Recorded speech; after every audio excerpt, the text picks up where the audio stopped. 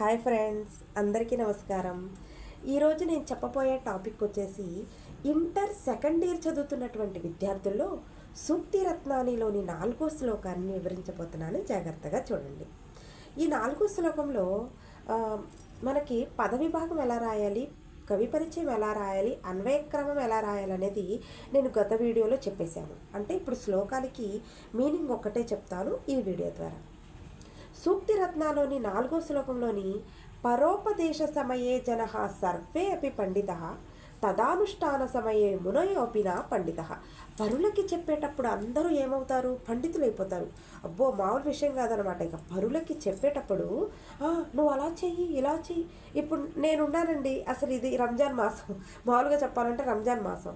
కొంతమంది మాట్లాడుతూ ఉంటారు, నమాజ్ ఇలా చదువు, నమాజ్ అలా చదువు, అలా చెయ్యి, ఇలా చెయ్యి అని చెప్తూ ఉంటారు. ఇప్పుడు మనకు తెలియని విషయం అయితే మనకి చెప్పొచ్చు. నేను వచ్చి నిన్ను అడగలేదు కదా, నువ్వు నమాజ్ ఇలా చేయాలా, నమాజ్ అలా చేయాలా, దువా ఇలా అడగాలా, ఇలా ఇలా వ్యక్తపరచాలా అనేది నీ దగ్గరకు వచ్చి నేను అడగనప్పుడు నువ్వెలా నాకు సందేశం ఇస్తావు, ఎలా నాకు ఇక్కడ ఉపదేశం ఇస్తావు? ఇవ్వకూడదు. మీరు గమనించినట్టయితే ఒక మనిషి ఇంకో మనిషి దగ్గరికి వెళ్ళి నిన్ను సలహా సూచన అడగనప్పుడు నువ్వు ఎలా వాళ్ళకి ఇలా చేయండి, అలా చేయండి, ఇలా ఉంటే మంచిది, అలా ఉంటే మంచిది, ఇలా చేస్తే మంచిది, అలా చేస్తే మంచిదని ఎలాగా చెప్పేస్తారు? ఒకళ్ళకి వెళ్ళిపోయి ఇప్పుడు నేనున్నాను, ఇప్పుడు గొప్ప అని చెప్పట్లేదు, నేనే ఉన్నాను. స్టూడెంట్స్ వినండి ఒకసారి, నేనే ఉన్నాను, ఒకళ్ళ విషయాల్లోకి వెళ్ళి వేలు పెట్టను. నెంబర్ 1. నెంబర్ 2, ఒకళ్ళు చెప్పినా వినను. ఎంతోమంది నన్ను కూడా చాలా రకాలుగా, చాలా ఉద్దేశాల్లో వాళ్ళకి నేను దొరికినప్పుడు చాలా రకాలుగా ఎన్నో అన్నారు నన్ను. అప్పుడు సిచ్యువేషన్ని బట్టి నేను విని ఊరుకుంటాను.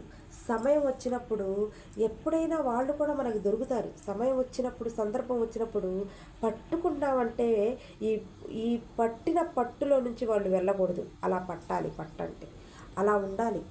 మీ స్టూడెంట్స్ ఎప్పటికైనా గుర్తుపెట్టుకోండి, మనం సింహంలాగే బతకాలి, జింకలాగా బతకూడదు అనేది ఎప్పటికైనా గుర్తుపెట్టుకోండి.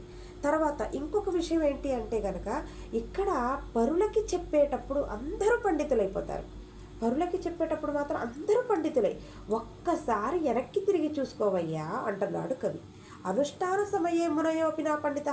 మనకి వేదం చెప్పే పండితులు, మనకి బోధన చేసే పాండిత్యం కలిగిన వాళ్ళకే ఎన్నో వెనకాల తప్పులు ఉంటాయంట. వేరే వాళ్ళ విషయాల్లో ఏలు పెట్టడానికి నువ్వెవరు? పరోపదేశ సమయే జనః